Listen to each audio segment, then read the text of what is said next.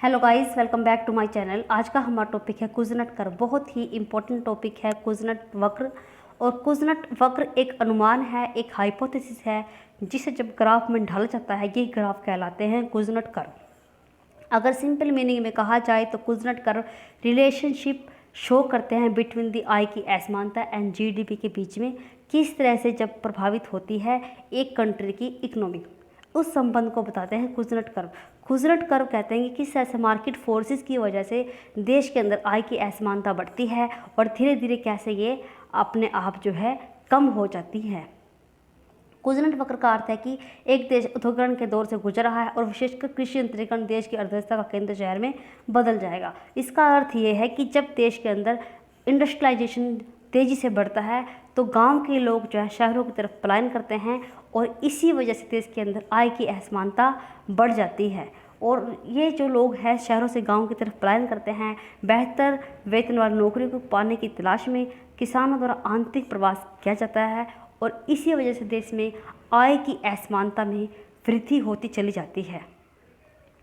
जो साइमन कुजनट थे ये रशिया के मूल रूप से थे, रशियन अमेरिकन डेवलपमेंट इकोनॉमिक्स थे एंड स्टैटिस्टिशियन थे। इनको जो है अवार्ड भी दिया गया 1971 में नोबल मेमोरियल प्राइज़ से इकोनॉमिक्स के लिए। और इन्होंने रिसर्च की थी इकोनॉमिक्स ग्रोथ की, इसके लिए इन्हें ये अवार्ड दिया गया था 1971 में नोबल प्राइज़ से। He set standard of national income accounting, इन्होंने एक स्टैंडर्ड रखा नेशनल इनकम अकाउंटिंग का और enabling accurate estimate of gross national product to be calculate for the first time. और इन्होंने पहली बारी एक ग्रोस नेशनल प्रोडक्ट को कैसे कैलकुलेट किया जाए इसके लिए एक स्टैंडर्ड दिया, एक एस्टिमेट दिया। Simon Kuznets set the standard for the national income accounting that help the advance idea of Keynesian. जो साइमन कुजनट जी के द्वारा एक स्टैंडर्ड दिया गया था नेशनल इनकम अकाउंटिंग का, यह हेल्प करता है एक एडवांस आइडिया के रूप में केजियन इकोनॉमिक्स में द स्टडी ऑफ इकोनोमेट्रिक्स में। Kuznets is also known for the Kuznets curve, इनके नाम पर ही जो इन कर्व का नाम पड़ा कुजनट curve. Which hypothesis that the industrialization national experience a rise and subsequent decline in income inequality। ये एक हाइपोथेसिस है कुजनट कर्व, यानी कि एक सिर्फ कल्पना मात्र है जो ये कहता है कि जैसे इंडस्ट्रियलाइजेशन होता है किसी भी कंट्री में nation experience and rise subsequent decline income equality, उसके पहले तो एक बारी जो है इनकम इनक्वालिटी बढ़ती है पर धीरे धीरे ये जो है अपने आप जो डिक्लाइन होती है। यही रिलेशन बताते हैं कुजनट curve. The rise in inequality occur after the rural labor migrate to the urban areas। जो इनक्वालिटी है ये कब बढ़ती है, जब गांव के लोग शहरों की तरफ जो है स्थानांतरण करते हैं and become socially mobile और after a certain income level is reached inequality decline as a welfare state take hold। और धीरे धीरे जो है ये अपने आप जो है इनक्वालिटी डिक्लाइन हो जाती है कंट्री में। ऐसा क्यों होता है? Welfare state take hold, welfare जो गवर्नमेंट है ये वेलफेयर कार्यक्रम टाइम टू टाइम चलाती है देश में से आय की असमानता, गरीबी, भूखमरी को मिटाने के लिए। इस वजह से जो है धीरे धीरे जो है डिक्लाइन हो जाती है देश के अंदर से आय की असमानता। वेलफेयर स्टेट क्या होते हैं? जब स्टेट गवर्नमेंट स्टेट लेवल पर प्रोग्राम गवर्नमेंट लॉन्च करती है देश में से भूखमरी, गरीबी और असाक्षरता को ख़त्म करने के लिए कुछ योजनाएं बनाती है।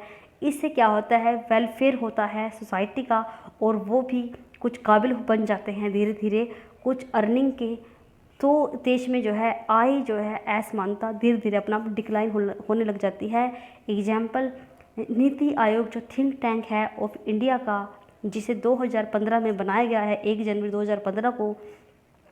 नीति आयोग अब जो काम कर रही है 3, 7 और 15 का जो विज़न रखा है नीति आयोग में, उसमें सबसे पहले उन पॉइंटों को टारगेट किया गया है हमारी गवर्नमेंट के द्वारा नीति आयोग में, जो पहले बहुत ही ज़्यादा ज़रूरी है सस्टेनेबल डेवलपमेंट गोल को प्राप्त करने के लिए, जो बहुत ज़रूरी है किसी भी इकोनॉमी के डेवलपमेंट के लिए।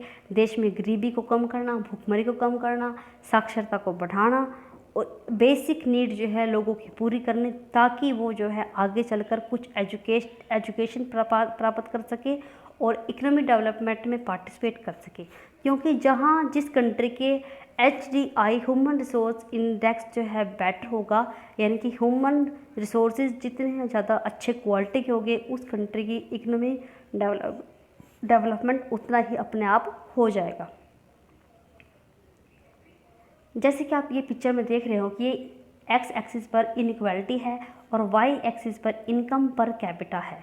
इनकम पर कैपिटा जब स्टार्टिंग में इंडस्ट्रियलाइजेशन होती है तब जो है यहाँ पर पैसा सबसे पहले वो लोग लगाते हैं जिनके पास बहुत ज़्यादा पैसा है, जो मार्केट फोर्सेस हैं, मार्केट की अपॉर्चुनिटी है, सबको जो है इजीली ग्रैब करते हैं और बहुत जल्दी जो है जो इनकम इनक्वालिटी है वो बढ़ती जाती है, क्योंकि इनके पास जो है पैसा सिमट जाता है। यानी कि स्टार्टिंग में पैसा उनके पास सिमटता है जिनके पास ऑलरेडी पैसा है और वो मार्केट में पैसा लगाते हैं। मार्केट की जितनी अपॉर्चुनिटी है, जितनी भी स्ट्रेंथ है, उसको ग्रैब करते हैं और उसके साथ साथ पैसा जो है कुछ लोगों के पास सीमित हो जाता है। पर धीरे धीरे जो है जब गवर्नमेंट डेमोक्रेसी की पॉलिसीज़ हैं और वेलफेयर के कदम उठाती है, धीरे धीरे जो है इनइक्वालिटी अपने आप जो है ख़त्म हो जाती है एक टर्निंग पॉइंट पर आकर। और इस टर्निंग पॉइंट के बाद जो है इनइक्वालिटी डिक्लाइन होती है और पर कैपिटा इनकम यानी कि GDP बढ़ती रहती है। पर कैपिटा इनकम जितनी ज़्यादा होती है किसी भी कंट्री की इकोनॉमिक डेवलपमेंट उतना ही बेहतर होता है। यानी कि जो कुजनेट कर्व है ये बताते हैं कि इनइक्वालिटी जितनी कम होती है और आय की असमानता जितनी कम होगी, GDP जो है बढ़ रही है। यानी कि GDP के ऊपर कोई फ़र्क नहीं पड़ता, सिर्फ जो है इनइक्वालिटी ही डिक्लाइन हो रही है टाइम के अकॉर्डिंग। ऐसा हो सकता है जब गवर्नमेंट कुछ पॉलिसी लॉन्च करे या फिर गवर्नमेंट डेमोक्रेसी की जो नीति है उसमें इस तरह की लॉन्च किया जाए ताकि जो है पैसा गरीबों की तरफ भी पलायन कर सके, ट्रांसफ़र हो सके।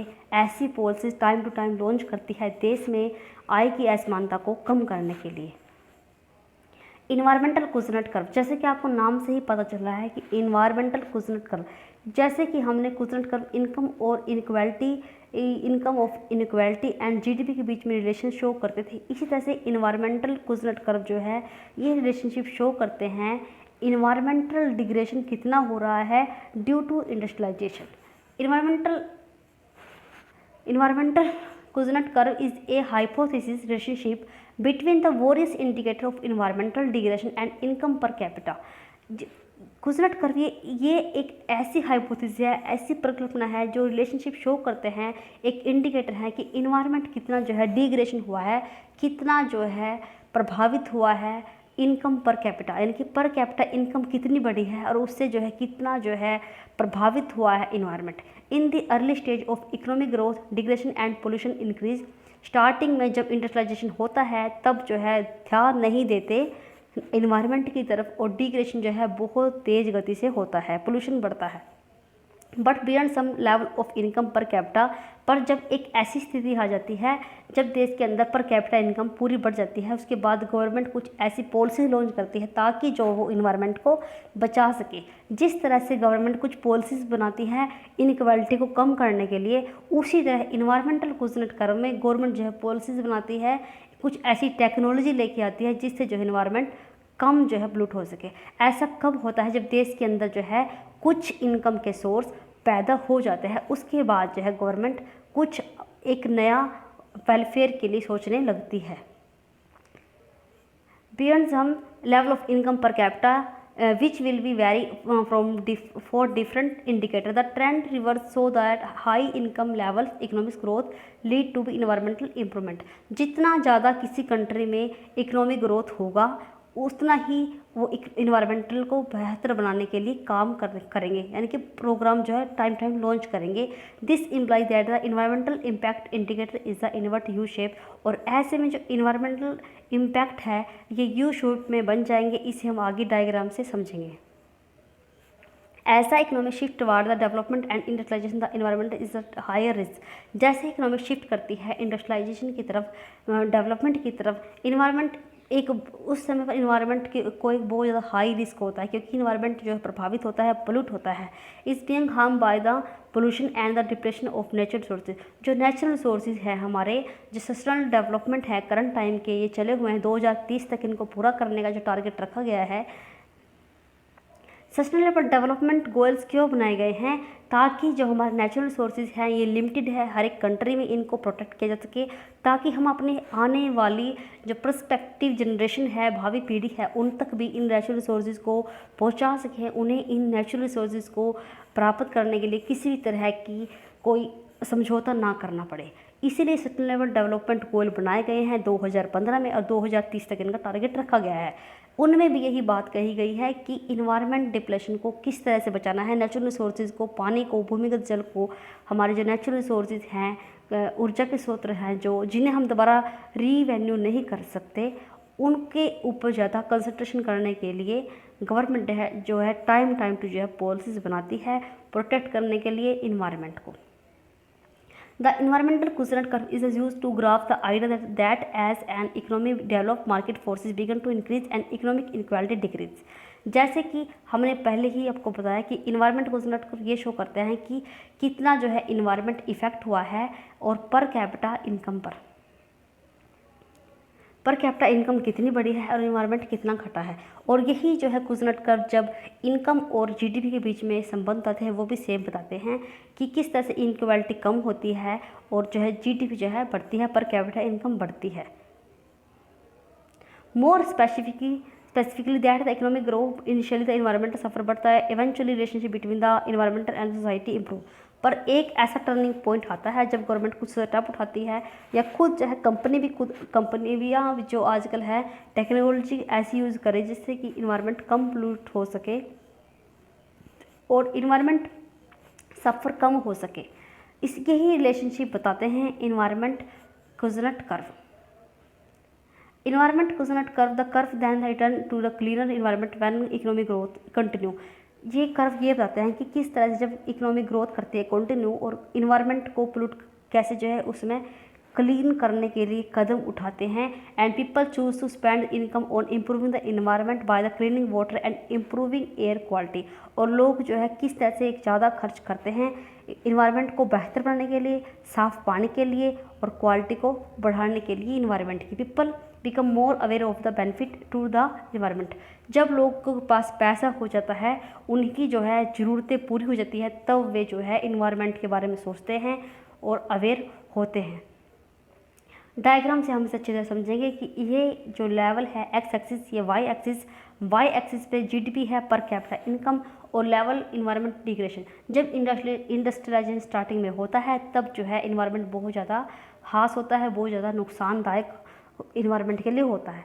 पर एक ऐसा पॉइंट आता है जब लोगों की ज़रूरतें जो हैं पूरी हो जाती है, लोगों के पास जीवन जीने के लिए पैसा आ जाता है, तब वो सोचते हैं कुछ इन्वायरमेंट के बारे में, क्योंकि जो इन्वायरमेंट की नेचुरल रिसोर्सेज है वो अगर ख़त्म हो गए तो हम आगे जाकर क्या करेंगे, क्योंकि हर एक जो नेचुरल रिसोर्सेज है हमारी इकोनॉमी में वो सारे क्या है, लिमिटेड है। तो इनको हमें इस तरह से ऑप्टिमम यूज़ करना होता है ताकि हम इन्हें भविष्य के लिए भी बचा सकें। तो यहाँ पर आकर कुछ गवर्नमेंट सोचती है, कुछ जो है खुद लोग सोचते हैं इन्वायरमेंट के बारे में, और जैसे जैसे फिर क्या है, इसके बाद जो है इन्वायरमेंट जो है पोल्यूट नहीं होगा। लोग जो है धीरे धीरे इसके बारे में सोचेंगे, इस तरह की टेक्नोलॉजी यूज़ करेंगे ताकि इन्वायरमेंट कम पोल्यूट हो और जो है नेचुरल रिसोर्स को प्रोटेक्ट कर सके। यानी कि जीडीपी तो बढ़ेगी पर इन्वायरमेंट जो है डिग्रेडेशन नहीं होगा एक पॉइंट के बाद। ये शो करते हैं environment quotient curve. Environment quotient curve show करते हैं कि एक पॉइंट के बाद ऐसा आएगा जब जो है टर्निंग पॉइंट, इंडस्ट्री डेवलपमेंट तो होगा बट जो है जीडीपी बढ़ेगी पर डिग्रेडेशन नहीं होगा इन्वायरमेंट का। नई टेक्नोलॉजी या फिर लोग जो है खुद कुछ अवेयर होंगे इन्वायरमेंट के बारे में, कुछ गवर्नमेंट ऐसी पॉलिसीज लॉन्च करेगी इंडस्ट्रियलाइज सेक्टर के लिए। Thank you guys.